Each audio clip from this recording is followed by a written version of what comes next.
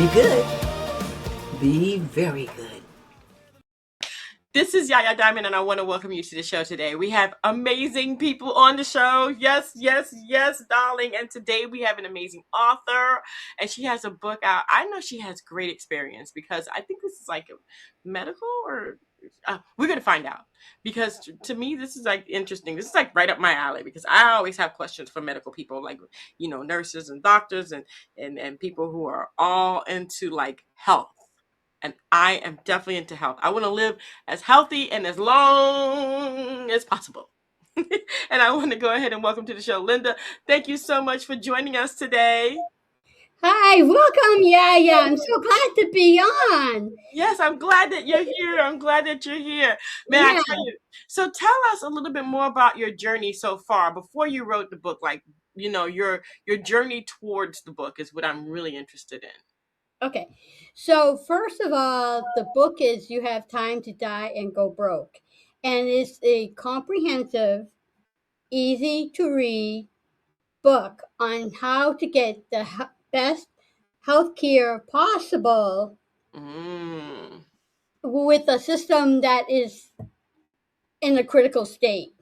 I mean, Right. it's not easy to get the best healthcare possible. And the reason for that is the healthcare system, is very complicated. So and it's very interconnected. So therefore, I wanted to write a book on healthcare that was easy to read, but yet comprehensive, whereby it has, what you should expect from a primary care, what happens if you end up in an emergency room? Heaven forbid you have Yeah. to wait 8 hours in an emergency room. What do I do? And if you get admitted to the hospital, where's my results? What do I have? Well, the doctor needs to be able to have all the results before he can tell you what's going on. Also, let's not forget about insurance, people. And that's also so important. And then medical health is very connected to physical health. So, how do I get the best medical care I can get? So, my book explains that, but in a simple manner. Mm-hmm. And so, I feel that you should read this book before you end up in a actual state where, how do I pay this medical bill? I think you're late. I'm sorry. Yeah, that's okay. But they can still do that, right? They can still read this book and kind of help themselves. Yeah. I think if I could say anything, you know, to narrow it down, it would be you have a voice. Use it. That's it. Use your voice. Wow. So what was the personal experience that you had to make you write this book? Okay, so what happened is that I was a caregiver for my in-laws. My husband David unfortunately had passed away from pulmonary fibrosis. And now I'm a caregiver for my mom who has dementia. So through this journey, I learned a lot about caregiving, but also how to navigate the healthcare system. Okay. Gotcha. Wow. Wow. What do you think are the biggest obstacles that patients face in the current healthcare system and even the caretakers or caregivers? Um, it's all the way around. I have seen doctors frustrated. I remember David was like, I was at this office and the doctor goes, why is he here? Because he was referred to by another doctor. He's here, blah, blah, blah, blah, blah, blah. And it's like, well, that doesn't make sense. Why is he here? I don't know. Call your doctor. Call his the one who referred. Cause you are number 8 in the queue. And it's like, the heck with it. Slams the phone down and says, I'll just put it in my records. Oh, wow. Oh, my gosh. And it's like, oh, yeah, that's the least of everything. And so I have a story recently on respect to this. what happens is I have a specialist I go to. They just got bought out by a company. And so and what happened is I had an appointment and I need to reschedule it. So I called up and there's like 5 different prompts. So I go, hey, let's try the primary care one just for the heck of it. You are number 110 in the queue. It's like, are you for real? Yeah, really? That was my luck. What the heck? And I'm like, What? okay, let's try the other prompt. You are Yeah. number 17 in the queue. Screw it. And I'm like, okay, let's try this prompt. You are number 7 in the queue. Oh, well, this is possible. So I'm like, waiting and waiting. And I'm like, all right. And then I get, to make a short story, I got disconnected after, So, anyways, I call back, got disconnected. So instead of waiting, I'm like, okay, you can call, they have them call you back. So, Yeah. okay. So I call back. So I said, so I did something, went back. Oh, you, and the queue even got bigger on another prompt. Okay, I'll tell them call me back, right? So then in the meantime, I had gotten the email with the appointment.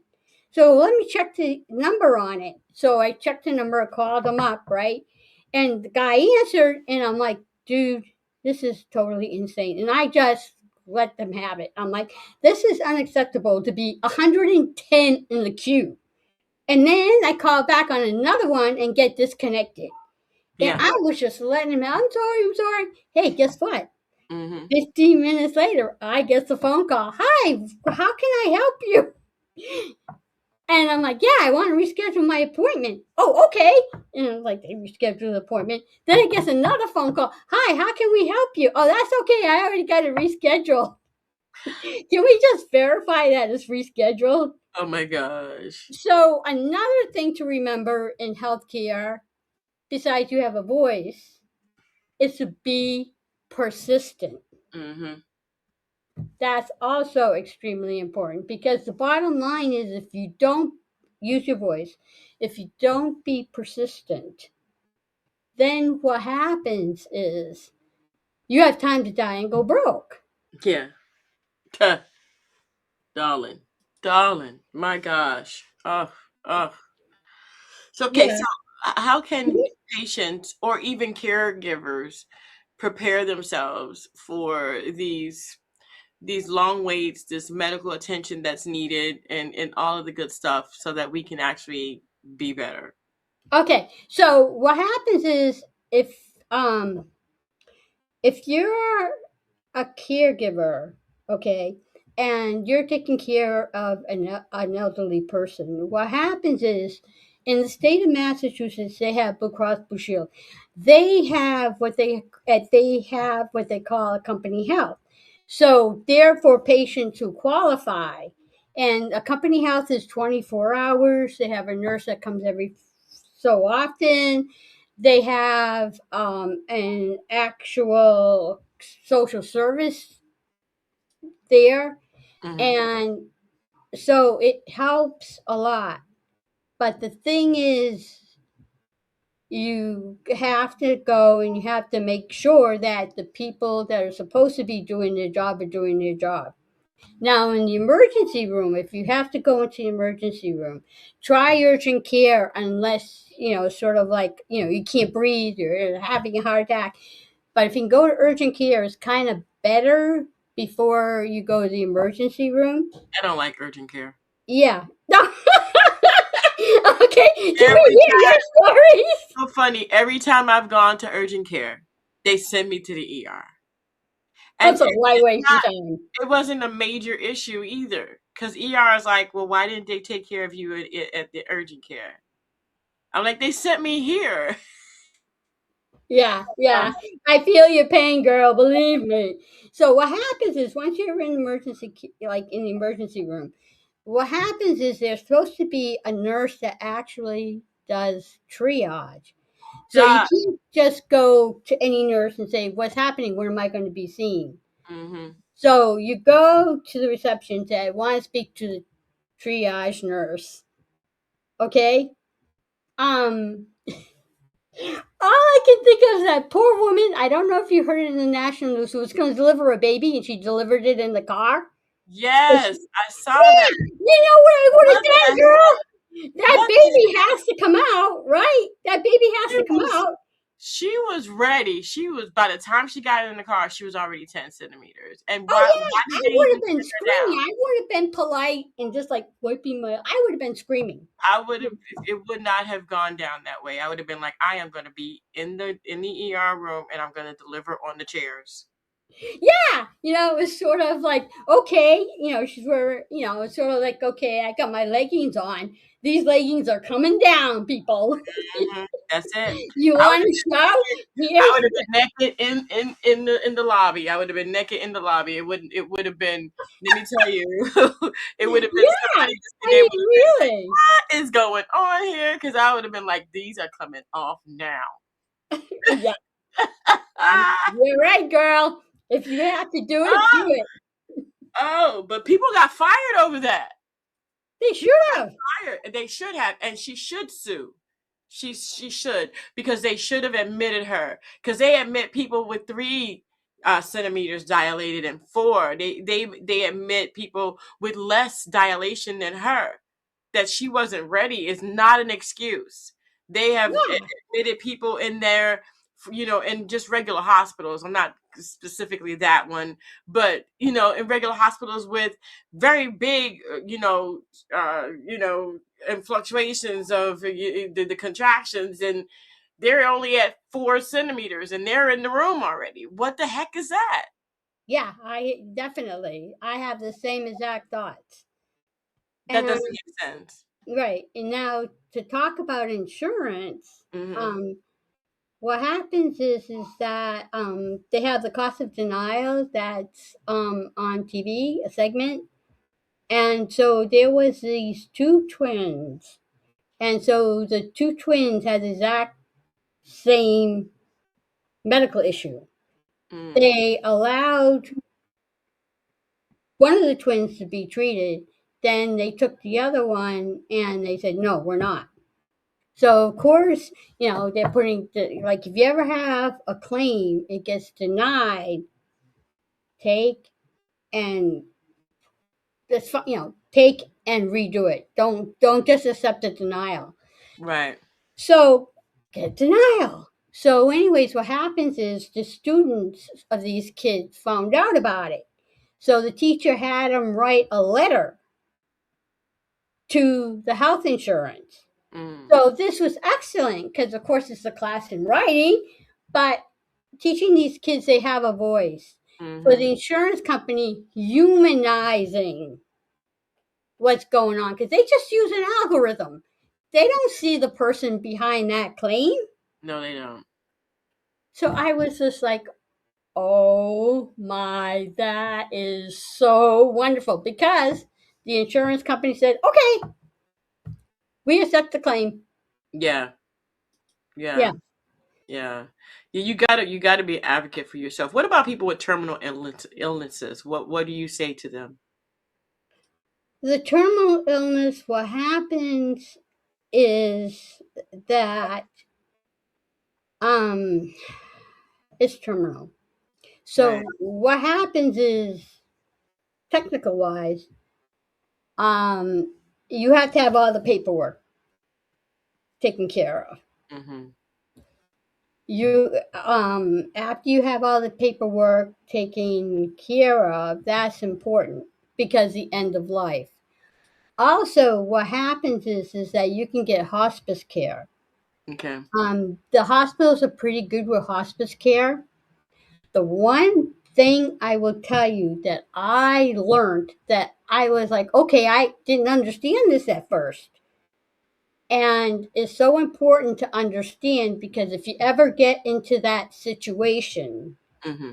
where you have to take and you're the one responsible for saying, okay, you can pull the plug now. Right. What happens is when Dave had pulmonary fibrosis, there was what happened is that he had a week he was really sick. So finally went into the emergency room and he went into ICU, and then they said, okay, he was unable to expel the CO2 from the pulmonary fibrosis. So they tried to put a certain mask on him that would take in the CO2 out. Mm-hmm. And so they're like, we have to use this mask. It's like, pull, like just let him die. And I'm like, no, I have to see if the mask works. I need to see if he tolerates it. I need to see, okay, is it going to be just at night? Because if he has to wear this 24 hours, forget it. That's not going to work. Yeah. But we got to pull the plug. We got to pull the plug. And that hospice care came in and blah, and it's sort of like, okay, the end of life, what do you have written down? And I'm like, I went to my mom and I said, it's they're rushing me to make this decision. I can't believe they're rushing me to do this. They're rushing me. Mm-hmm. And so I talked to a friend of mine who is a doctor that I had interviewed for the book, and she says it's because you need time to process. Mm-hmm. You can't make that decision on the spot. No. You need time to process it. Yes.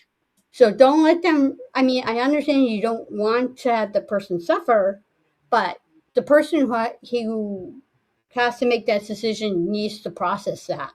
Yes. Yeah. Yes, definitely. Wow. I went through losing my mother last year. Yeah. And gradually I just saw her deteriorate. It was the worst thing. And I think I didn't want her to deteriorate like that. I wanted her to go. I didn't want her to be in pain. But when she did pass and they called me and they told me she was gone, even though I knew that was where we were going, we were headed, I still wasn't ready. Yeah, you need time to process it. Yeah. In my case, I think they needed the room in ICU. Mm-hmm. So, and I've heard this situation before, so I think that's why they kind of like wanted to hurry me to take and sort of like pull the plug. Mm-hmm. But what happened is I found, it's sort of like, okay, he's not doing fine at all with the mask to take the CO2 out. It's time. Mm-hmm. So I go, and then they're like, okay, we're pulling everything out. And I'm like, Oh what? It's like, please, I I don't could. recall the name, but what they put in your nose. And Yes. then, yeah. So leave that in him because he freaks when he doesn't have it on. He keeps thinking, I can't breathe. I can't breathe. At least if he's going to pass away, let him pass away comfortably with that. Yeah. Yeah. Yeah. Yeah. What changes do you want to see in the healthcare system? One thing that I think is critical is get private equity out of it. Private equity should Yes. have no business in hospitals. No business. They are for profit and they just see it as profit. Yeah. So the first It's thing I something. want is get private equity out of there. Definitely. That's like one of the things. hmm Are there any resources or tools or even, guidelines in your book that people can use to actually help them? I think what is good about it is because it goes into the different aspects Mm-hmm. um, of the medical field. So it does have some organizations that you can refer to. Okay. That's So it has that. mm-hmm. Um, but it's basically how do I deal with these situations? Sort of like, okay, say for instance with the insurance. Okay, so now you have a medication that costs like X amount of thousands of dollars, right? Well, in the Ridiculous. commercials, they say check with the company who makes the medication. Right. And they have a finance department, and I've done that, and you work, and they'll work with you. Mm-hmm. Also, there's grants, so you can apply for grants. So Mm. that's kind of like in there to help you out. Mhm. Caregiving is the aspect of like, hey, it's sort of like you need to have some time for yourself. It has to be you have to be extremely determined to do it. Yeah. It's a battle between your well-being and the person you're caregiving well-being. Mhm. Yeah, I agree with And you. you have to be determined for your time. All and also there are like in Fitchburg where I live, they have Fitchburg Health Community Center, and so Mhm. you can go there even if you don't have insurance. So check, where you live if they have some health care where you don't need insurance or for low cost. Mhm. There's government organizations that can help you. Right. Um, but it's and in mental health the same thing. Yeah. Yeah. So yeah, Mm-mm-mm. Wow. What can and how can people be ready? Because we're all going to get sick at one point. There's no one healthy 100% of their lives. But what can you do to empower yourself to understand the system before you actually, or even either the patient or yourself, like a caregiver, to empower yourself to actually be ready for this? Or is there such thing? um, I'm not sure if there's such a thing to be completely ready to completely um be prepared, Mm-hmm. because each person's situation is different. But Yeah. sort of my book does, is comprehensive, so it deals in all these different aspects. Mhm, So mhm. that's important. You have time to die and go broke. As I said, it's comprehensive, so it has all that in there. But there are services out there, so it's important to do your research. Mhm, mhm. That's wonderful. And your Yeah, book will help them and guide them in that process as well, kinda right, and understanding yeah, and through. then do your research. Gotcha. Do your research because every area is different. Like, you live where you live. I live in Florida. It's different, but yet the same principle applies. Do your research. Do your research. And, Yeah, I love it, Linda, that you did this because this does help people to actually understand, the healthcare system and being in the healthcare system and also being a caregiver, being the patient, understanding that you do have rights. And like you said, that lady that gave birth in her car because she was refused. She has rights. And I'm glad that yeah, they went ahead and took care of the people that were responsible for her not being able to actually deliver in the hospital where she should have been and been comfortable doing that. yeah. That's another thing. I read this, if I may, I read this article, okay, and it happens to be down south. And the article mentioned it was this woman whose husband ended up was the pillar of the community. He was very involved in the community, involved in the hospital very much. He ended up having a procedure and which they were negligent on. Mm, Okay, so she sued him. So she went and so she spoke with this gentleman. This gentleman said, "Well, that doesn't surprise me because I think a relative of mine, a person I'm close to, I don't recall what, if it was his wife or, um, ended up there was no negligence of that hospital, but I didn't pursue suing them. mm. So you have your rights. So Yeah, if the hospital was negligent, then you have that right to take and pursue that. If insurance takes and denies you, you have a right to take and keep pursuing that for them to accept it. yeah, The claim. Yeah, you know, you have a right to for primary care to listen to you, not gaslight you. yeah, If a, yeah, if a physician gaslights you, adios, amigo. yeah, So you have that right. You have that. Yeah. Yeah. and then tell him straight to his face, listen, you're gaslighting me. Mm. What Hello. goes on here? Yeah, You have a right exactly. to say that.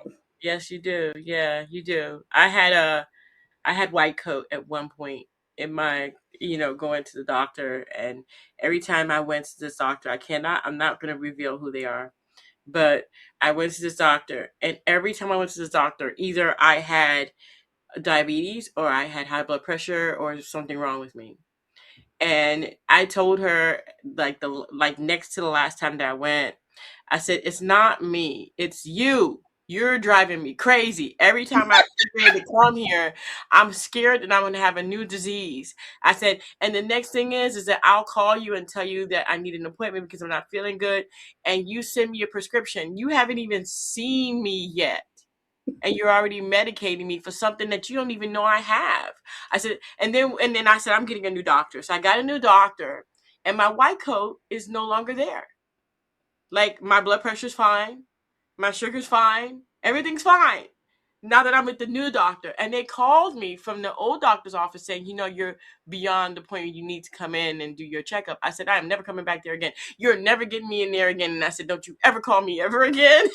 Yeah, you tell him, girl. I was like, no. So you can advocate for yourself. Get a new doctor if you have to. Get a second and third opinion. Go ahead and check this book out for yourself. I mean, you do have time. You do have time to die and go broke. And I think everybody does.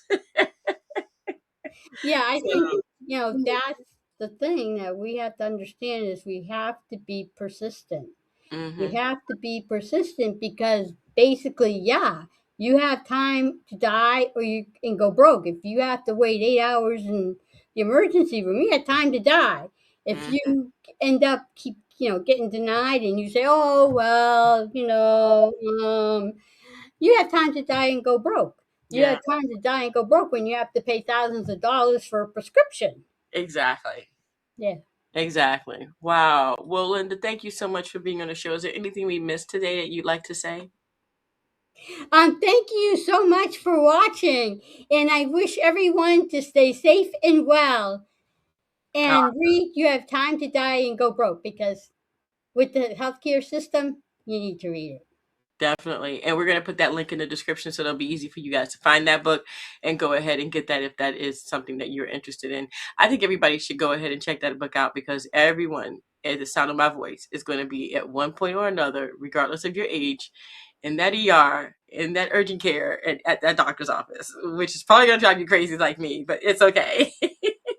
Thank you guys so much for tuning in. Thank you, Linda, for being on the show. I appreciate it. And thank you. I enjoy so much talking with you. Thank you. Thank you. And I with you. All right, guys. And until next time, don't forget to dare to be different. Bye. Bye.